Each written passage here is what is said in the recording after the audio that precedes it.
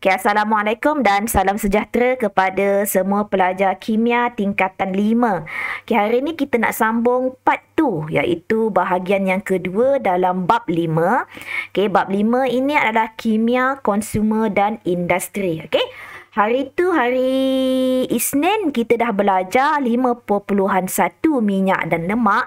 So, kamu dah dapat bezakan. Okay, macam mana terbentuknya minyak, lemak. Okay, apa beza lemak tepu, lemak tak tepu. Okay, dua-dua benda itu kamu dah belajar. Okay, so hari ni, okay, cikgu nak ajar, okay, pula, bagaimana pula, okay, mengenai bahan pencuci. 5.2 iaitu bahan pencuci. Kamu dekat rumah, kamu ada banyak bahan pencuci. Contohnya apa? Contohnya sabun dekat rumah. Kita tengoklah, sabun yang kamu gunakan tu jenis sabun cecair ke? Jenis sabun serbuk ke? Okay. Ataupun ada juga jenis yang cecair lah banyak kan. Kebanyakan macam saya pakai cecair. Macam kalau pakai serbuk tu, dia selalu berketul-ketul dekat baju. Masih lagi ada ketul-ketul dekat baju. So, saya tak berapa suka lah. So, bahan pencuci dekat, kalau kamu lihat lah, dekat kita punya sekitar ni pun ada pelbagai jenis bahan pencuci. Dah lama kita tak baca doa. Kita minta Syamil baca doa. Boleh Syamil? Terima kasih kepada Syamil. Okey, semoga pembelajaran kita hari ini diberkati insya-Allah. Kepada yang non-Muslim boleh baca mengikut kepada agama masing-masing. Okey, terima kasih. Okey, so bahan pencuci. Okey, sebenarnya bab ni dia banyak membaca lah. Saya kata memang banyak membaca. So, kamu konsep, kalau kamu tak faham konsep konten, ya ini pun tak boleh nak jawab. Dan kalau nak tengok dia punya eksperimen untuk bahan pencuci ni je. Bahan pencuci, dalam bab bahan pencuci ni je ada eksperimen. Yang lain, bagi saya tak ada eksperimen, tak silap saya. Okey, so dalam ini, apa yang kamu akan belajar dalam bahan pencuci ada 3 ya. Okey, 3 standard pembelajaran yang perlu kamu capai.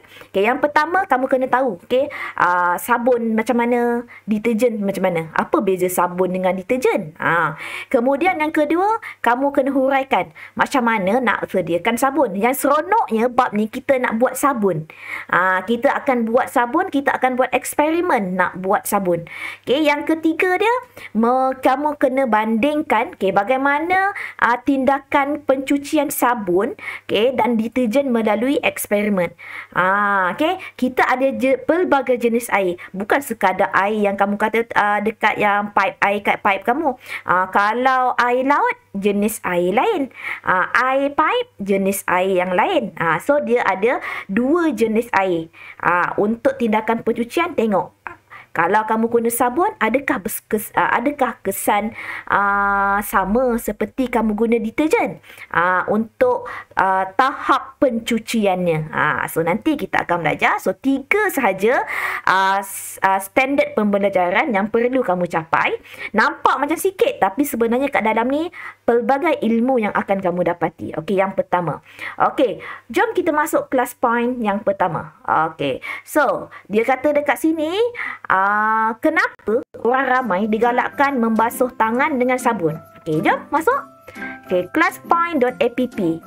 Kod 6, bukan ni, kod ni tak ada ya. Kod ni ada salah. 33770. 33770.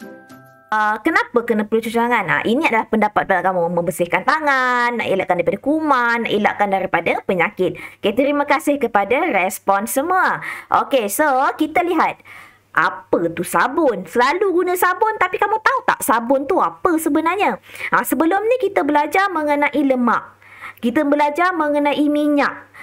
So sebenarnya sabun, kalau kamu tak, untuk pengetahuan kamu, sabun itu adalah dihasilkan daripada tindak balas peneutralan.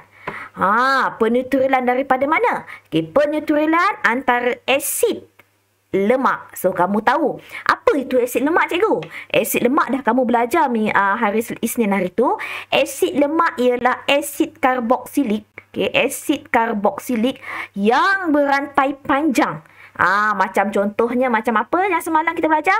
Asid palmitik, asid stearik, asid linoleik. Itu adalah contoh asid lemak. Contoh asid lemak.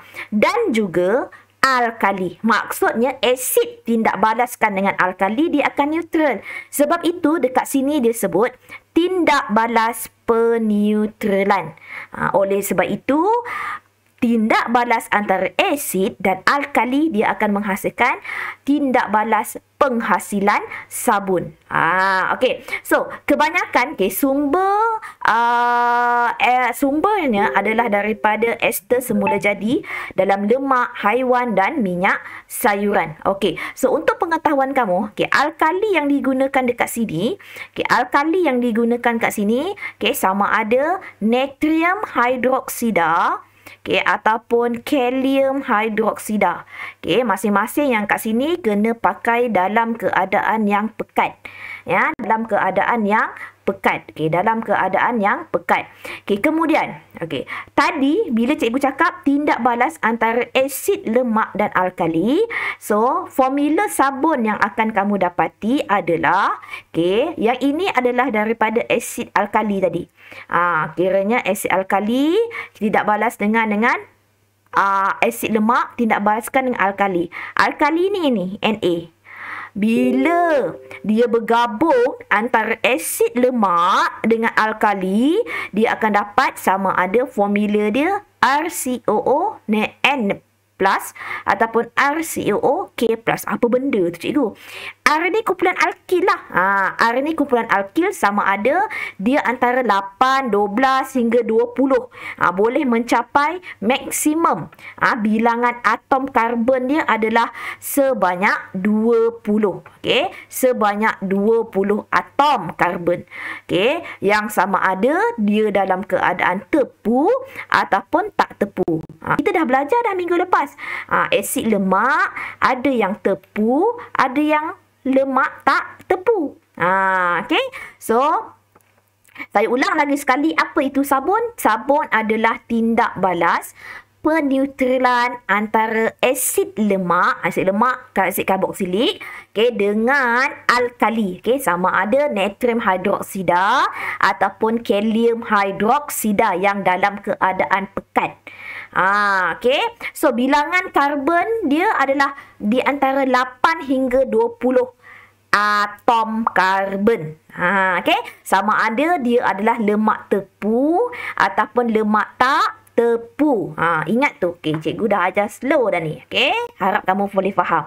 Kemudian, apakah sabun? Tadi cikgu cakap dia adalah daripada asid lemak dengan alkali. So, contoh dekat sini, cikgu punya sabun adalah natrium laurat.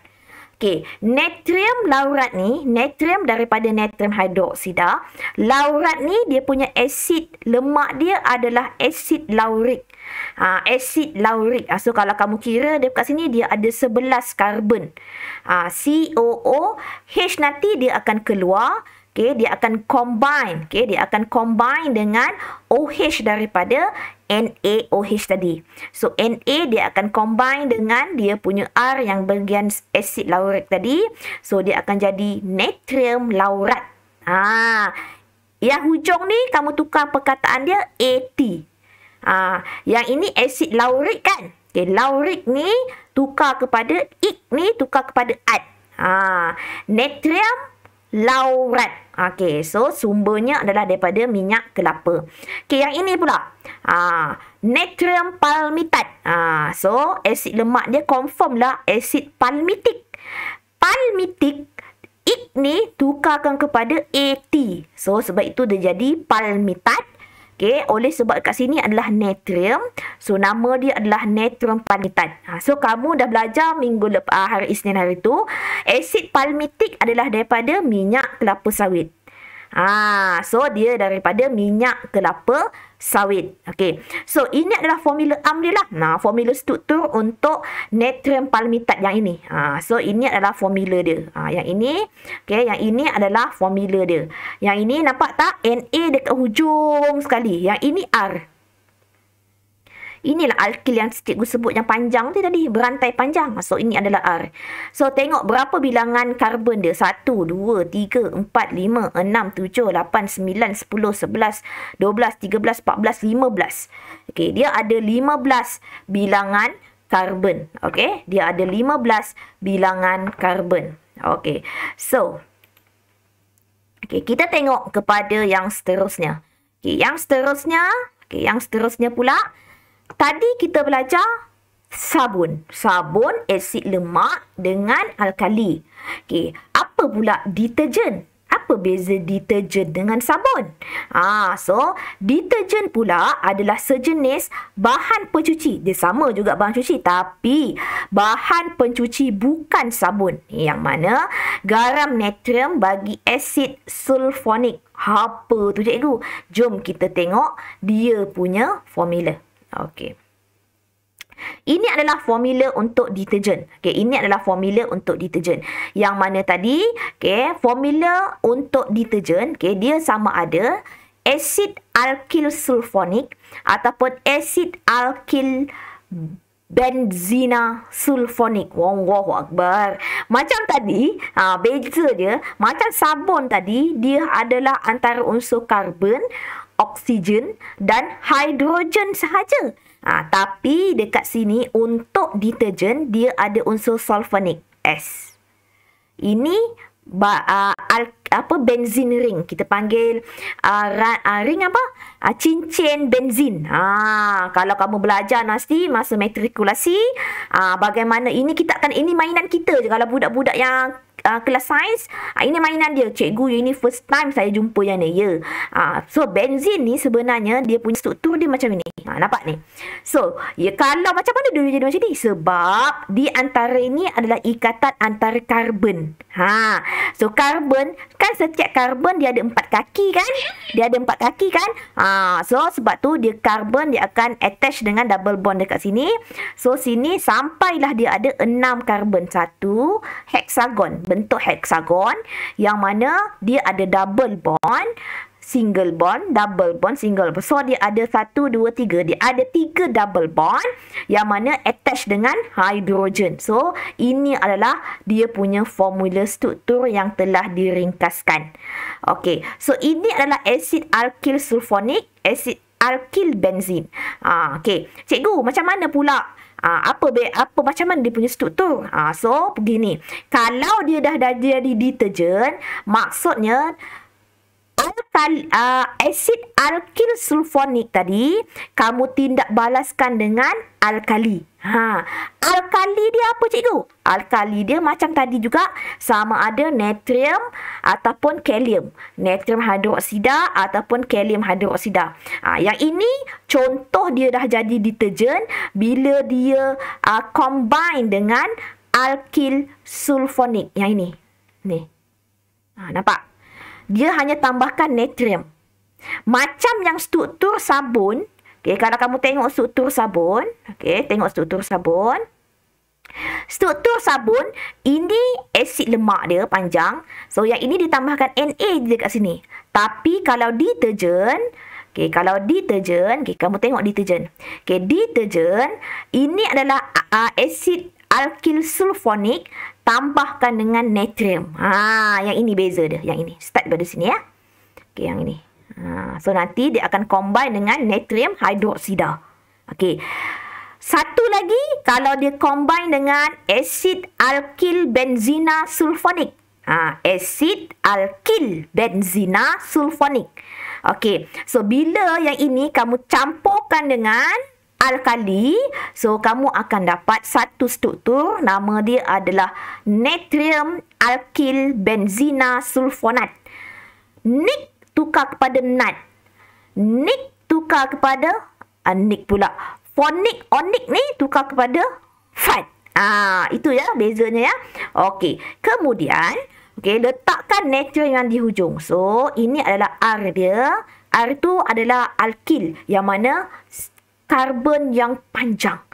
Rantai karbon yang panjang. So, kena ingat ya. Rantai karbon yang panjang. Kemudian, itu beza antara sabun dengan deterjen? Dapat beza tak? Sabun, asid lemak, tambahkan dengan alkali. Kalau untuk deterjen, asid sama ada dua.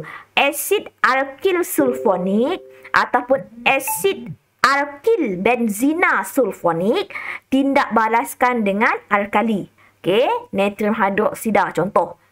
Okey, sebab itu dia akan dapat dua jenis contoh deterjen ini. Okey.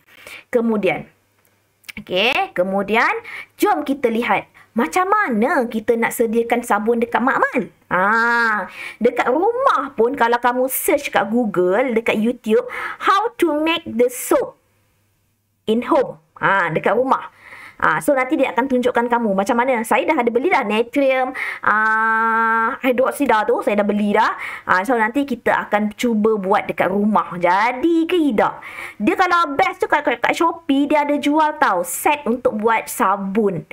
So siap dengan punya mop lagi. Siap dia apa? Acuan dia lagi. Memang comel lah korang punya sabun. Lepas tu dia akan bagi pewangi dia.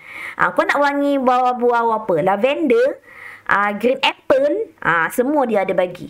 Okey, kemudian jom kita tengok macam mana nak sediakan sabun.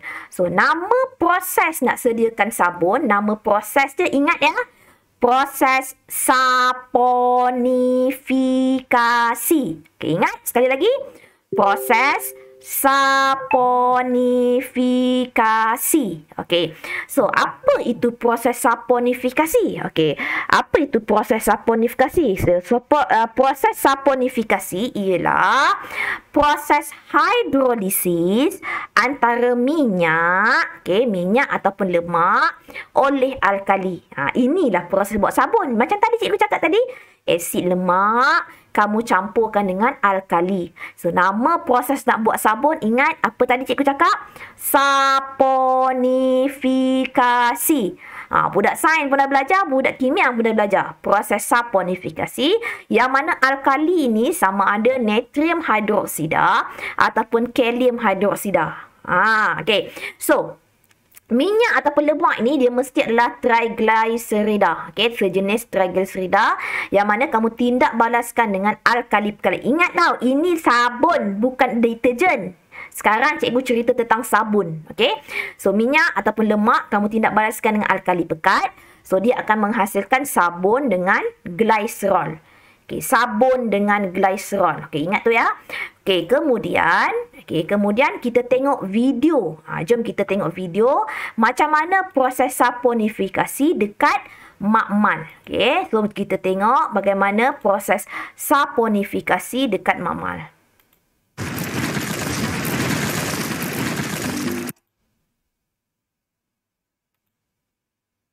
Okay.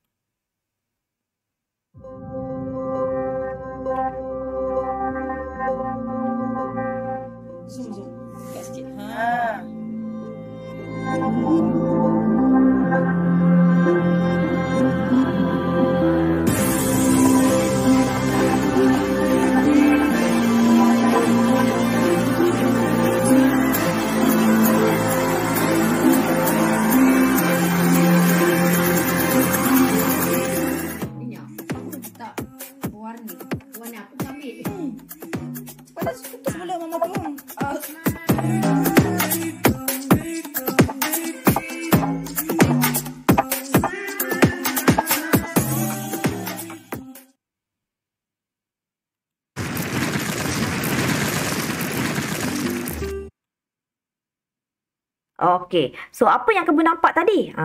Bila suatu lemak, minyak, kamu campurkan dengan natrium hidroksida, kamu kacau dia. Kita tengok lagi sekali ya, tanpa melibatkan muzik yang bising tadi. Okey, so kalau kamu tengok, dia punya kaedah dia adalah, bila suatu sabun itu dihasilkan apabila minyak, kalau kat makmal, saya akan suruh budak saya bawa minyak, pelbagai jenis minyak. Contohnya, yang ini, yang ini. Sekejap. sekali lagi. Okey, minyak sama ada, tengoklah. Saya suruh budak bawa minyak yang kamu ada kat rumah. Selain daripada minyak kelapa sawit. Minyak kelapa sawit tu, nanti saya akan bawa. Tengoklah, budak bawa minyak matahari, minyak tanah, minyak kacang. Okey, kemudian kita tengok ni, dia tuangkan ke dalam bika. Okey. Lagi apa ya? Lagi best kalau kamu bawa minyak. Ada pelajar saya tu bawa minyak kelapa. Macam orang India kan selalu ada apa namanya, dia menghasilkan minyak kelapa sendiri kan. Kalau minyak kelapa tu dia punya sabun yang terhasil cantik, bersih, putih sangat berbanding dengan minyak kelapa sawit. Tapi tau, saya juga suruh budak bawa minyak yang dah terpakai. Minyak dah terpakai tu saya suruh bawa. Kalau kamu nak tahu minyak yang terpakai yang saya dapati lah. Yang saya dapat minyak yang terpakai tu bau dia tengik sikit lah. Berbau sikit. Kemudian hasilnya pun macam banyak. Okay. So yang ini dikata tuangkan dalam bika. Okay. Sukat minyak. Okay. Tuangkan ke dalam bika. Minyak ke dalam natrium hidroksida tadi. Kemudian kamu panaskan. Kemudian kacau. Campurkan garam. Mesti letakkan garam. Kat sini cikgu selalu gunakan garam kasar. Kacau, lepas tu panaskan dalam masa 5 minit. Lepas tu sejuk, lepas tu turaskan. Sebenarnya, kita nak hasil yang ke atas ni. So yang ke atas ni, kalau kamu rasa dia bersifat licin. Dia bersifat licin. Kemudian akan hasilkan buih. Dia akan hasilkan buih. So, itulah proses pembuatan sabun di dalam makmal. Okey. So nanti insya-Allah kalau ada masa dipanjangkan umur, kita akan buatlah eksperimen dekat makmal. Okey, yang namanya tadi kalau kamu tengok minyak ataupun lemak, kita campurkan dia. Minyak ataupun lemak kita gunakan dia. Okey. So minyak ataupun lemak tersebut kamu dah tahu dia adalah sejenis ester kan? So kamu tambahkan dengan alkali. Okey, alkali. Okey, alkali di sini dia pakai natrium hidroksida. Okey. Kemudian, okey, Na dia akan combine dengan O dekat sini, tepi sini. So sini kan. So, yang ini CH2 dia akan combine dengan H daripada sini. So, dia akan combine dekat tepi. So, sebab tu dia jadi dekat sini H. Okey. Kemudian O tadi, yang ini dia akan combine R ni O, Na daripada sini. Dia akan combine ke belakang. So, dia akan mendapat 1 mol untuk glycerol dan 3 mol untuk molekul untuk sabun. So, nampak tak? Okay, sekali lagi cikgu ulang. So, ini adalah minyak. Okay, minyak struktur. Kamu dah belajar minyak dan lemak kan? Okay, ini adalah minyak ataupun lemak. Dia adalah bentuk ester kan? Nampak tak? Okay, kemudian kamu tindak balas. Bukan ester lah minyak. Okay, kamu tindak balaskan dengan alkali nanti. Okay, alkali. Kemudian kamu akan dapat, yang pertama adalah glycerol. Glycerol ni adalah daripada yang OH tadi. Okay, H tadi akan combine dekat sini. Okay, H tadi, bukan H, OH, sorry. OH akan combine dekat sini, so dia akan jadi yang macam ini. OH dia. Glycerol tadi apa? Glycerol ada 3 kumpulan alkohol. Nampak? 1, 2, 3. Na tadi, dia akan gabung dekat yang ini. So, ini 1, 2, 3. So, dia akan jadi 3 lah. Tapi glycerol ni tetap dia akan jadi 1 molekul glycerol dan 3 sabun. Okey, 3 molekul sabun. Okey. Ini tidak bersaponifikasi. Okey, kemudian kita nak tengok yang deterjen ni dia panjang sikit. Dulu masa KBSM dia tak berapalah tekankan tentang deterjen ni sangat. Bukan tak bertekankan. Kiranya penyediaannya tak. Dulu kita lebih fokus kepada sabun. Sekarang ni dia fokus sabun dan deterjen. Jom kita lihat bagaimana penyediaan deterjen. Okay, deterjen ni biasanya dibuat daripada pecahan petroleum dan asid sulfurik.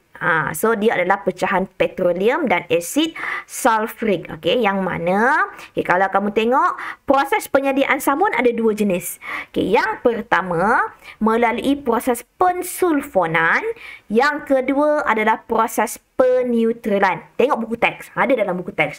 Okey, yang pertama pensulfonan, okey, yang kedua peneutralan. Okey, apa beza dia? Okey, jom tengok. So, beza dia, yang ini adalah pensulfonan alkil benzina. Yang ini kita nak sediakan natrium alkil benzina sulfonat. Kan cikgu kata tadi ada dua jenis sabun deterjen. Yang ini kita nak sediakan natrium alkil benzina sulfonat melalui proses pensulfonan alkil benzina. Pening lah cikgu memang. Kita slow-slow je. Okay? Yang ini cikgu nak sediakan deterjen. Nama dia natrium alkil benzina. Okay, yang mana alkil benzina, okay, cikgu akan tindak balaskan dengan asid sulfurik.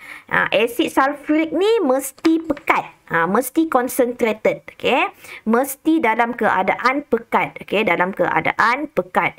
Kemudian dia bila dia bergabung, so H daripada alkil, OH daripada asid sulfurik, dia akan combine, dia akan jadi air. So yang tinggal ini dia akan jadi alkil yang ini, benzina yang ini, sulfonik yang ini. Nampak? Asid alkil benzina sulfonik.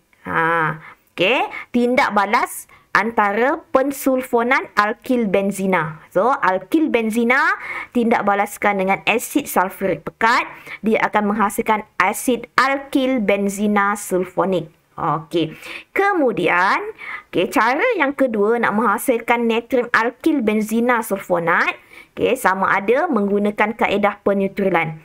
Maksudnya yang tadi asid alkil benzina sulfonik, kamu tindak balas pula kan dengan natrium hidroksida. Maksudnya daripada pensulfonan yang ini, yang ini asid alkil benzina, step yang pertama adalah pensulfonan alkil benzina. Lepas dia buat pensulfonan alkil benzina menghasilkan asid alkil benzina sulfonik. Asid alkil sulfonik dia buat tindak balas peneutralan pula. Tindak balas peneutralan dia tindak balaskan asid alkil benzina sulfonik daripada proses pensulfonan yang tadi, tindak balaskan dengan natrium hidroksida. So, OH daripada sini, dia akan combine H daripada sini. So, dia akan menghasilkan air. So, dekat sini, dia akan menghasilkan deterjen, iaitu natrium alkil, benzina sulfonat. Natrium alkil benzina sulfonat. So ada dua step. Yang pertama tadi pensulfonan dengan alkil benzoat, alkil. Yang kedua alkil benzina. Yang kedua kaedah peneutralan. Yang ini kaedah nak menghasilkan natrium alkil benzina. Ingat, natrium alkil benzina. So ini deterjen yang pertama. Deterjen yang kedua cikgu nak hasilkan natrium alkil sulfat. Natrium alkil sulfat. So macam mana nak hasilkan? So nak hasilkan dia adalah senang saja. Pertama, kaedah yang pertama adalah pensulfonan alkohol. Bagaimana buat pensulfonan alkohol? So, alkohol yang berantai panjang nanti kamu akan tindak balaskan. Yang ini alkohol sebab dia ada OH, nampak tak ada OH? Tindak balaskan dengan asid sulfurik. So, bila alkohol tindak balas dengan asid sulfurik, ini nama prosesnya pensulfonan. Dia akan tindak balaskan dengan asid sulfurik ni dalam keadaan yang pekat. Macam tadi jugalah. So, dia akan jadi dalam keadaan pekat. Dia akan bertindak balas untuk menghasilkan. So, OH akan keluar daripada asid sulfurik dan H akan keluar daripada alkohol. So, dia akan jadi air kat sini. So, apakah hasilnya? Asid alkil sulfonik. Ni asid alkil sulfonik. Okey. Kemudian dah hasil asid alkil sulfonik, dia akan pergi kepada step yang kedua, iaitu step peneutralan, yang mana asid alkil sulfonik tadi akan kita neutralkan dengan natrium hidroksida. Natrium hidroksida ni adalah alkali. So ini adalah asid. So bila asid tindak balas dengan alkali, dapatlah proses peneutralan, iaitu apakah yang terhasil? OH daripada natrium hidroksida akan combine with the acid, hidrogen daripada asid. So dia akan menghasilkan air kat sini, H2O. Okay, kemudian apakah deterjen yang terhasil? Deterjen yang terhasil adalah natrium alkil sulfonat.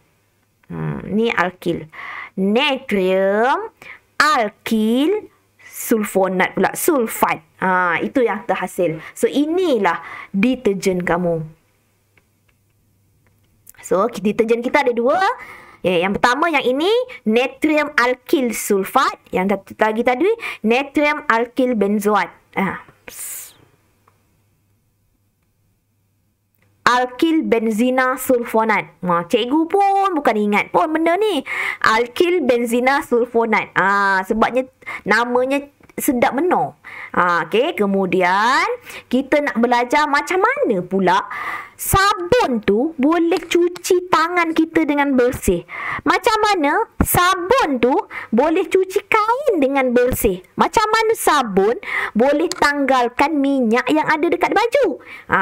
Okey, so jom kita lihat bagaimana sabun ni pula nak cuci baju. Okey, ini adalah struktur sabun. Okey, tengok ni baik-baik ya. Okey, yang tadi yang kita belajar tadi sabun. Okey, sabun dengan deterjen. So sabun dengan deterjen tadi. Okey, ini adalah struktur ringkas bagaimana satu sabun. Okey, so struktur anion sabun. Okey, dia ada kepala, dia ada ekor. Ni yang ini cikgu panggil dia kepala. So, okey, kepala. Yang ini cikgu panggil dia ekor. Kepala ni kita panggil dia hidrofilik. Dia ada dua bahagian. Bahagian hidrofilik iaitu kepala. Yang kedua adalah bahagian ekor iaitu bahagian hidrofobik. So, fobik, nama pun fobik, fobia. Fobia tu apa? Takut. Takut dengan apa?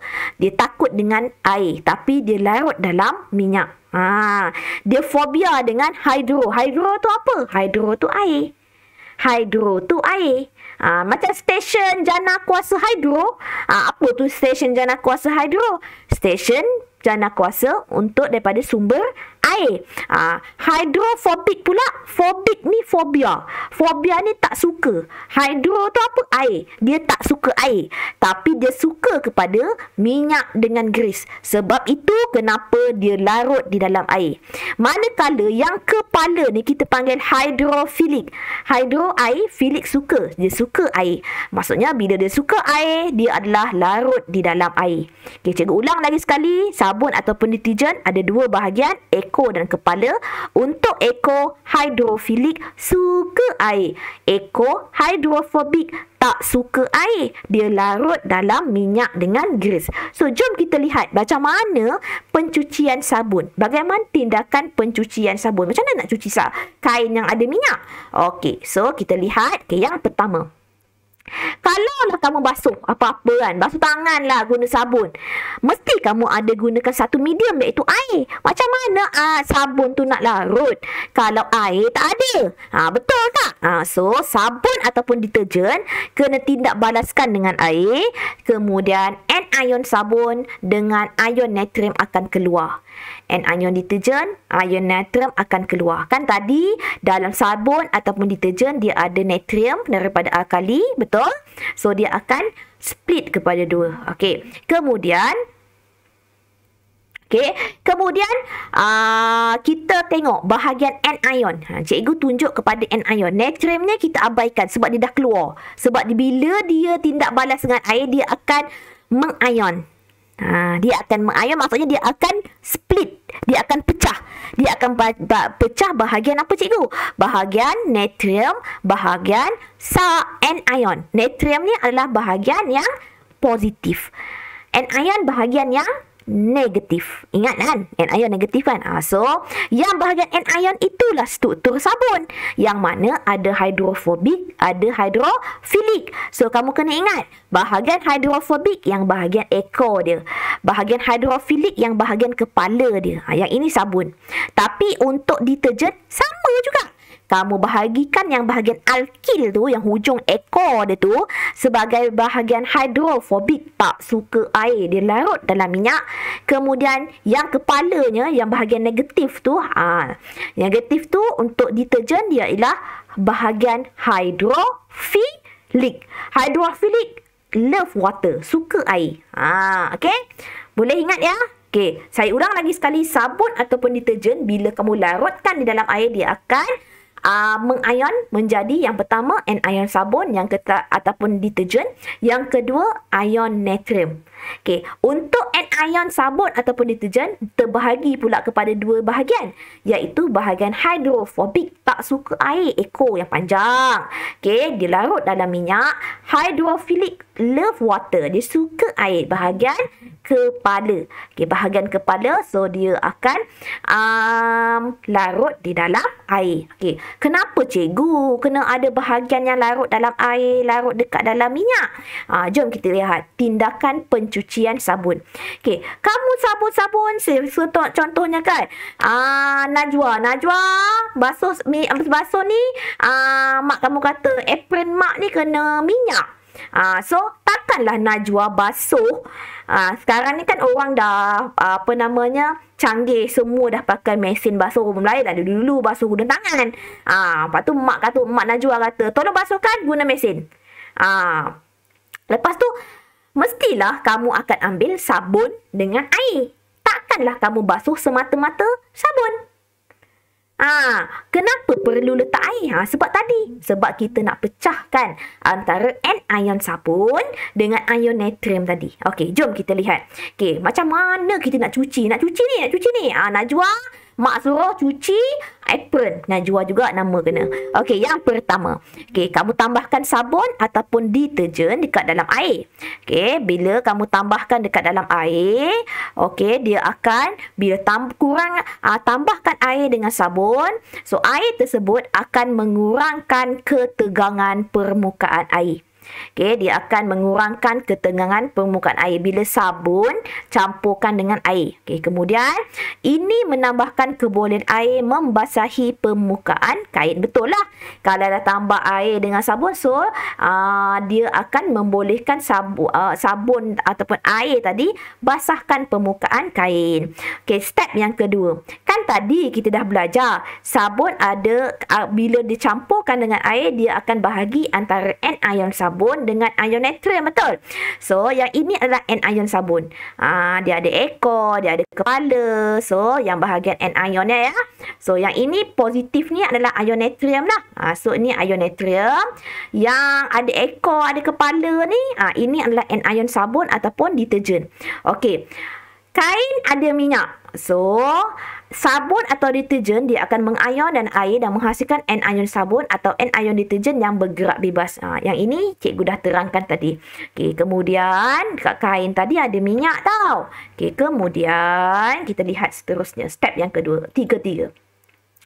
Okey, kemudian kan tadi cikgu kata anion tadi ada yang suka air, yang ada yang tak suka air, yang larut dalam minyak atau grease. So, yang larut dalam minyak atau grease adalah bahagian hidrofobik. So, bahagian yang hidrofobik dia akan larut dalam minyak ni, grease ni. Nampak? Sebab tu ekor je dekat minyak. Kepala je dekat air.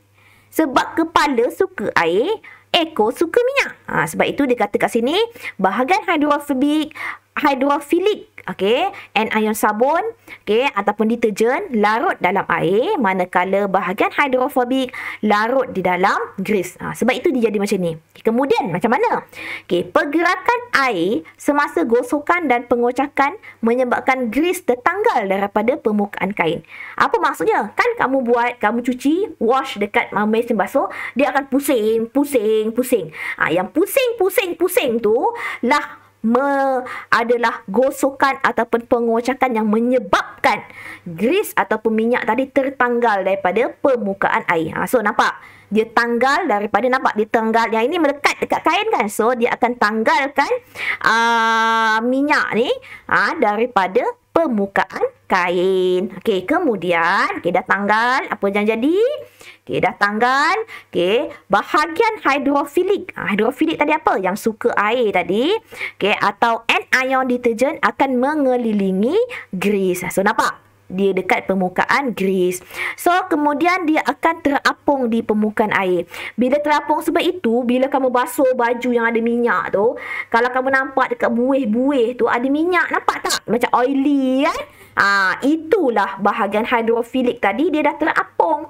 Minyak tadi dah terapung oleh hidrofilik. Yang bahagian yang hidrofilik tu dah angkat, grease tadi, bahagian ekor tu terangkat, lepas tu terapung lah dekat permukaan air. Lepas tu dah tanggal kan daripada minyak. Step yang keenam, grease tadi akan berpecah menjadi titisan kecil. So titisan kecil tu maksudnya yang besar grease tadi dia akan pecah. Nampak? Dia akan pecah. So titisan kecil tadi tidak akan bergabung semula pada permukaan air kerana tolakan semasa cas negatif. Nampak? Kepala anion cas negatif. So negatif jumpa negatif, nampak? Dia akan menolak di antara satu sama lain dekat permukaan grease tadi. So titisan itu akan terampai di dalam air dan membentuk emulsi. Apabila dibilas dengan air, permukaan kain menjadi bersih kerana titisan grease itu tertanggal dalam air. Maksudnya dekat sini kamu kena buat apa? Bilasan. Bilasan dengan apa? Mestilah, sebab itu dekat kamu punya function dekat mesin basuh ada rinse, wash, rinse and spin kan. Kamu tengok bahagian yang rinse. Rinse tu maksudnya dia bilas. Berapa kali agak-agak kalau mesin basuh bilas? Paling kurang pun saya tengok 3 kali dia cuci. Dia buang air dia sebab dia nak keluarkan grease tu daripada permukaan baju. Daripada air tersebut, daripada air yang dah bercampur tadi. Okey, so bersihlah baju kamu. Okey, so itu adalah tindakan pencucian sabun. So, sebenarnya dalam tindakan pencucian sabun kita nak lihat macam mana dia bertindak balas dekat dalam dekat dalam dekat dalam air. Jom kita lihat.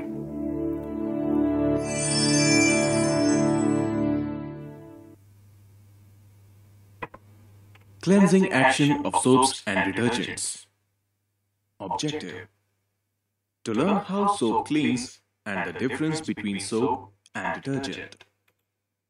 Yang ini kita nak belajar macam mana perbezaan antara sabun dengan deterjen dalam proses pembersihan. A soap molecule is made up of a long hydrocarbon chain that has a carboxylic acid on one end. So, sabun dalam sabun adalah satu yang panjang, larutan molekul yang panjang yang ada carboxylic acid yang panjang, dan sebelah hujung dia mesti ada natrium. This carboxylic acid is joined to a sodium ion. The long tail-like hydrocarbon part of a soap molecule is non-polar and hydrophobic. Yang hujung tadi adalah bahagian hydrophobic. Udah kenapa Cikgu Ziana? Tekan apa? Laju sikit.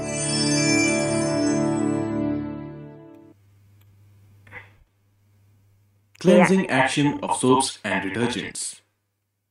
Objective: to learn how soap cleans Macam mana nak and the laju kan difference ni? between soap and detergent. Ulang balik. A soap molecule is made up of a long hydrocarbon chain that has a carboxylic acid on one end.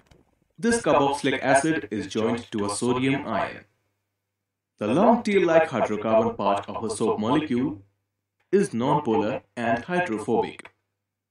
In other words, while it is not soluble in water, it is soluble in non-polar compounds such as oil. So, dia bagi tahu dia tak boleh lah. Dia kena play juga situ. So, dia adalah bahagian hydrophobic yang akan larut di dalam air. Okey? Yang akan larut di dalam grease. Sorry.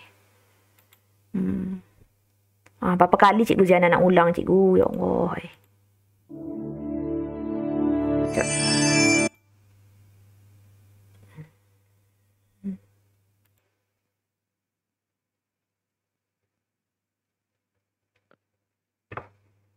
When an oil-stained cloth is soaked in soapy water,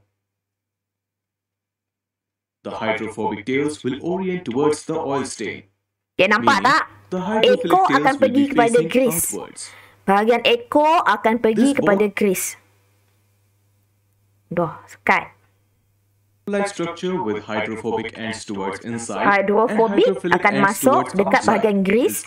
Hydrophilic dekat luar grease. Okay. Dah kenapa dia restart? Ball-like structure with hydrophobic ends towards inside and hydrophilic ends towards outside is called micelle.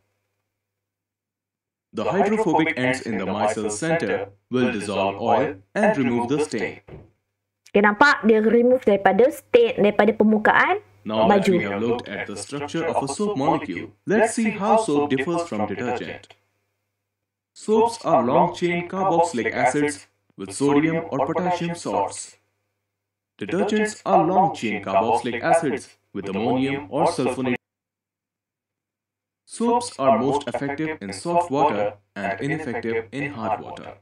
Okay, yang ini dia nak bagi tahu soft, apa tu namanya, sabun, dia efektif ataupun berkesan di dalam air lembut. Kita panggil dia soft water.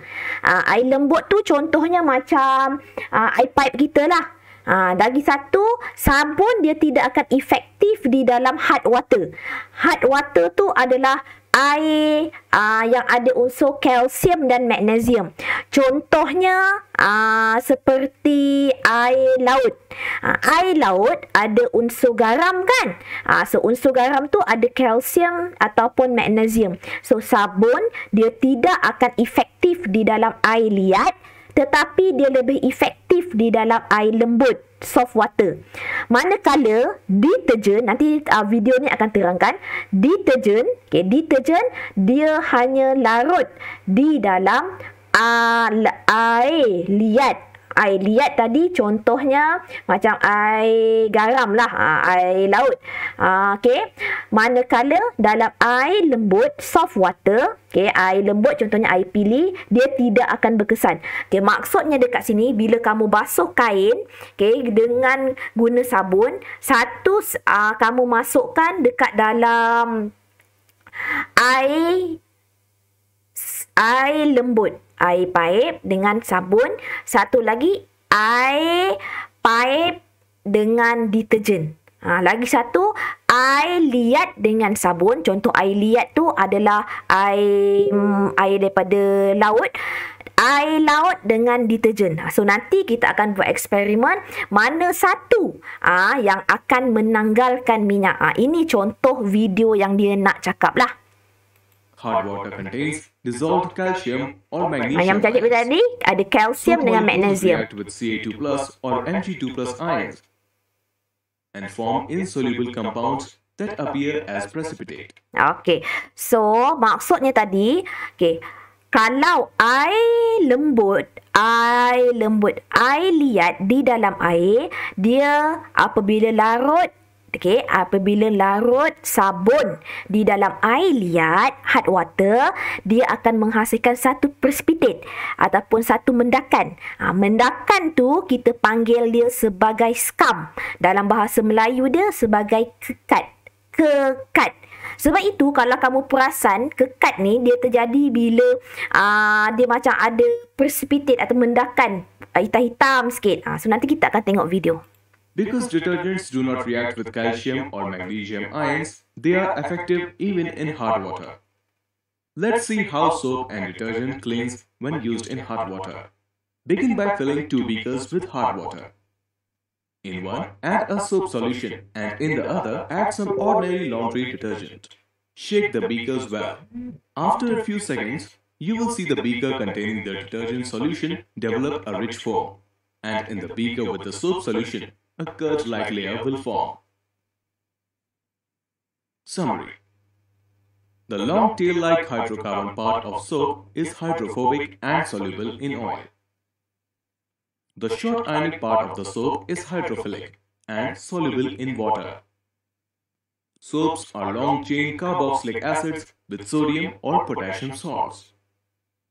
Detergents are long-chain carboxylic acids with ammonium or sulfonate salts. Soaps form insoluble precipitates in hard water. Okey. Maksudnya tadi, okey, saya ulang lagi sekali. Okey, maksudnya sabun hanya efektif, hanya berkesan di dalam air lembut, tidak di dalam air liat. Manakala deterjen hanya berkesan di dalam air liat, tidak di dalam air lembut. Okey, jom kita lihat perbandingan. Okey, perbandingan antara, okey, yang ini adalah eksperimen. Okey, eksperimen mengenai bagaimana keberkesanan sabun dengan air liat.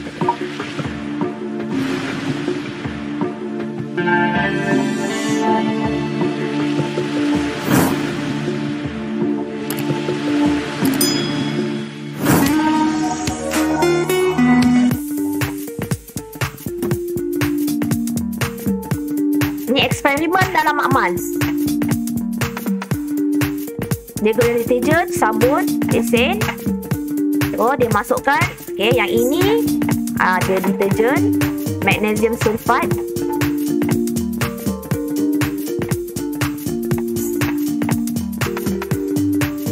Okey, deterjen akan dimasukkan ke dalam besen yang pertama.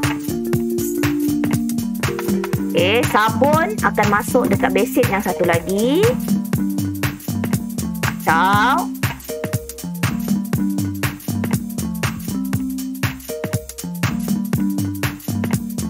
Diteskan gris pada dua helai kain. Letakkan minyak. Kita nak tengok mana satu yang berkesan. Okey, masukkan ke hula-hula dalam besen yang berbeza. Kita kacau dia. Tengok, adakah bersih? Okey, nampak? Okey, dalam gris yang basuh dengan deterjen tadi, yang ini kesan gris masih lagi ada dalam keadaan sabun. Okey, apa yang kamu perhatikan? Deterjen lebih berkesan dalam air liat. Okey, maksudnya dekat sini, tadi dia ada dua besen kan? Dua-dua besen ni, okey, yang besen yang pertama, kedua, dua-dua kita letakkan tadi magnesium. Magnesium ni adalah salah satu macam mana nak jadikan dia air liat. Okey, dalam air kita letakkan magnesium tadi. Okey, kemudian besen yang pertama kamu letakkan deterjen, besen yang kedua kamu letakkan sabun. Okey, kemudian ambil kain yang ada gris, okey, kamu cuci dekat dalam besen tersebut. So antara besen yang ada minyak, yang ada deterjen tadi, so apa yang akan berlaku? So yang apa yang berlaku, deterjen tadi yang dalam air liat tadi dia akan bersih dengan cantik, dengan bersih. Okey, kemudian tapi kalau sabun yang dah letakkan di dalam air liat, dia tidak akan bersih dengan kain tersebut, tidak akan bersih dengan cantik lah. Okey, kemudian ini adalah beza tindakan pencucian antara sabun dengan air liat. Okey, air liat, air yang mengandungi ion kalsium dan ion magnesium. Okey, anion sabun, bergabung dengan cation tersebut untuk membentuk garam yang tidak larut dalam air. Yang nama tadi cikgu panggil dia sebagai kekat. So contoh tadi anion daripada anion ini daripada sabun, dia akan combine dengan kalsium daripada air liat tadi, dia akan menghasilkan kalsium stearat. Kalsium stearat inilah kekat.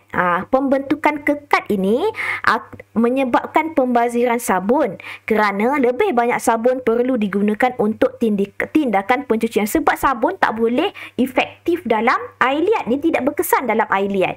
Okey, tapi kamu tengok yang ini pula. Okey, anion daripada deterjen, anion daripada deterjen, contohnya yang ini, dia akan bergabung dengan garam dekat dalam air larut dalam air tadi. Contohnya kekat ni. So dia akan membentuk, tapi yang ini dia tidak akan membentuk kekat. Dia akan menghasilkan garam kalsium, yang mana keberkesanan pencucian deterjen tidak dipengaruhi oleh air liat. Maksudnya dalam air liat boleh bersih kamu punya kain apabila kamu menggunakan deterjen. Apabila kamu menggunakan deterjen. Kemudian next. Ini adalah perbandingan antara keberkesanan tindakan sabun dengan deterjen. So, dalam sabun, dia lebih berkesan sebagai ejen pencuci dalam air liat, manakala deterjen berkesan sebagai ejen pencuci dalam air lembut. Keberkesanan dalam air liat. Sabun dia kurang berkesan kerana membentuk kekat. Kalau deterjen dia lebih berkesan kerana tidak membentuk kekat. Keberkesanan dalam air berasid. Sabun tidak akan berkesan kerana membentuk asid organik yang tidak larut, manakala deterjen berkesan kerana membentuk asid organik yang larut. Kemudian dalam sabun, kalau kamu tengok dekat sabun kan, dalam sabun tu kita ada macam-macam ejen pemutihan, whitening, kita ada ejen untuk mencantikkannya, mewangikan dia. So itulah bahan tambah di dalam deterjen. Jom kita tengok. So ini contoh-contoh lah bahan tambah di dalam deterjen. Contohnya enzim biologi, diletakkan untuk menanggalkan kotoran protein seperti darah, susu dan gula. Contohnya amylase, protease, selulase dan lipase. Kalau kamu tengok deterjen, dia ada benda ni. Kemudian ejen pemutih. Ejen pemutih dia dapat menukarkan kotoran bahan tanpa warna. Contohnya natrium perborat dan natrium hipoklorit. Yang ketiga, pemutih optik, menjadikan kain lebih putih dan lebih cerah, dan contohnya pewarna pendaflor. Yang seterusnya pelembut. Pernah kan tengok softener, Softlan, dia meningkatkan keberkesan deterjen dengan melembutkan air. Natrium tripolyphosphate. Yang ini bukan softener, bukan untuk yang Softlan tu, bukan. Ini pelembut air. Yang seterusnya ejen pengawal buih, untuk mengawal pembuihan di dalam deterjen. Maksudnya ini bahan tambah lah dekat dalam deterjen. Alkyl monoetano alamida. Yang seterusnya ejen anti-enapan, menghalang kotoran dikeluarkan oleh deterjen daripada melekat. Natrium karboksi metil selulosa, bahan pewangi, nak jadi bagi dia wangi, menambahkan kewanginan, contohnya melo ke lavender ke.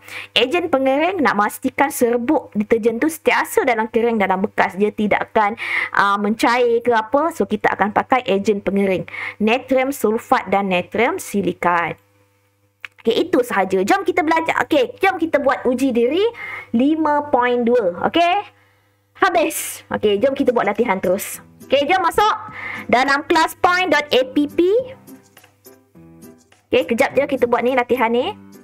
Yang tadi dia bagi apakah yang dimaksudkan dengan sabun. Dah sedia? Jom kita buat. Apakah yang kamu faham mengenai sabun? Kamu tulislah apa-apa pun, saya tak kisah. Tulislah apa-apa pun. Kita lihat review. Close submission. So ada yang cakap garam natrium atau kalium bagi asid lemak. Sabun dihasilkan daripada tindak balas penenturan asid lemak dan alkali. Garam natrium atau kalium bagi asid lemak. Betul. Garam natrium atau kalium asid lemak. Ni betul. Ini adalah semuanya adalah betul. Tahniah. Garam atau lemak dalam minyak. Ini adalah jawapan-jawapan kamu tadi. Tahniah. Ini soalan 5.2 dalam buku teks ya. Soalan seterusnya. Apa yang kamu faham mengenai deterjen? Apa pula yang kamu faham mengenai deterjen? Saya close. So, jawapan yang sebenar macam Syamil dengan Najwa salah. bahan pencuci bukan sabun, yang ini tak. Yang ini tak boleh, tak sesuai. Okey. Yang ini okey. Sesuai, yang paling sesuai adalah jawapannya adalah garam natrium bagi asid sulfonik. Garam natrium macam Minho ini boleh, Syamil pun boleh. Yang ini Sengren salah. Okey, Sengren salah. Okey, yang ini. Okey, next. Namakan proses penyediaan sabun. Okay, next. Namakan proses penyediaan sabun. Apa nama prosesnya?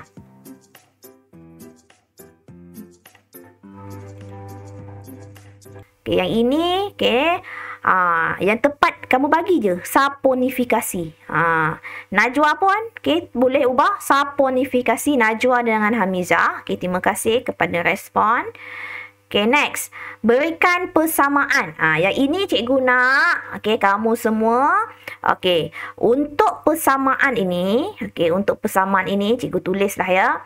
Okay, untuk persamaan. Okay, tengok betul-betul cikgu tulis.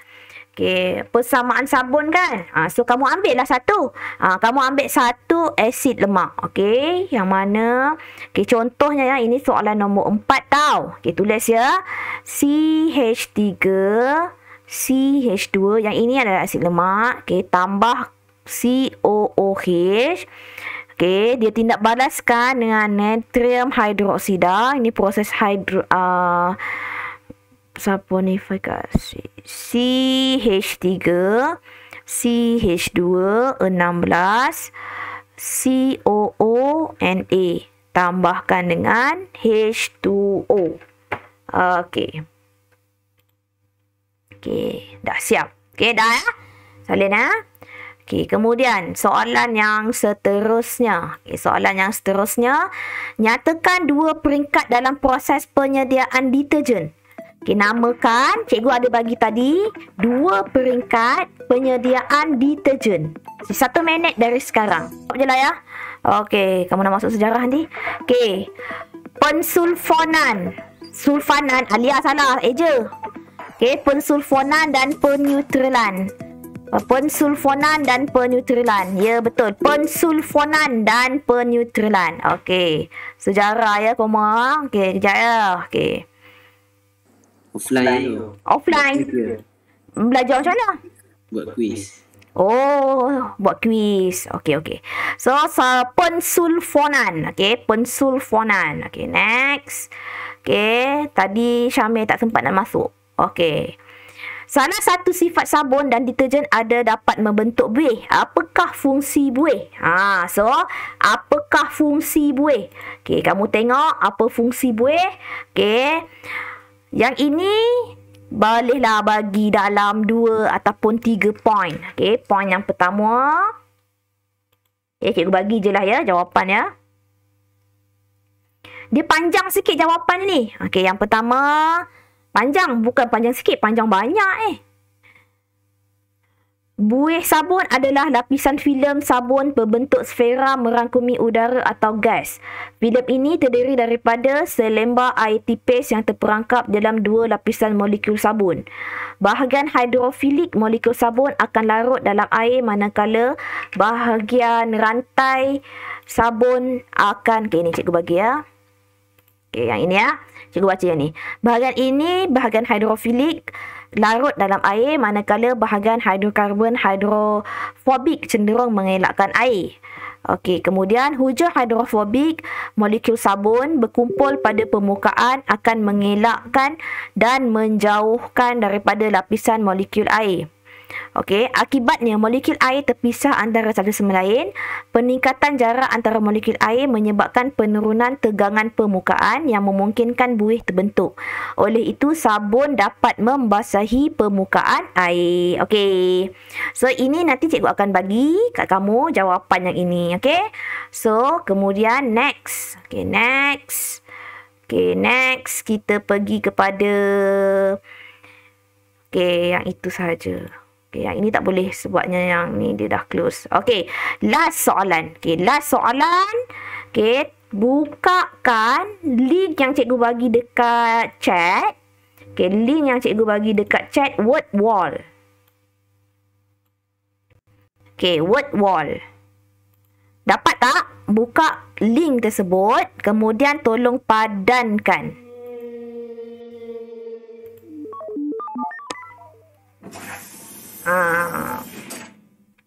Okey, tolong padankan. Okey, sekarang boleh masuk. Okey, cuba jawab.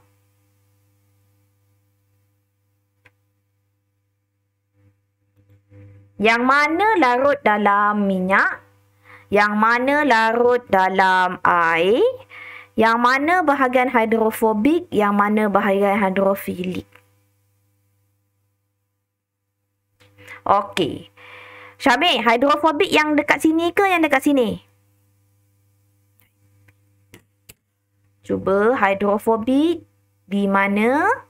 Hidrofilik di mana? Okey, semua orang cuba buat. Hidrofobik, hidrofilik, larut dalam minyak. Yang ini kamu semua pastikan kamu buat sama-sama cikgu ya. Larut di dalam air. Okey, lepas tu baru kamu tekan submit answer. Okey, so itu sahaja untuk kelas kita hari ni. Okey, terima kasih sebab hadir kelas saya. Okey, minta maaf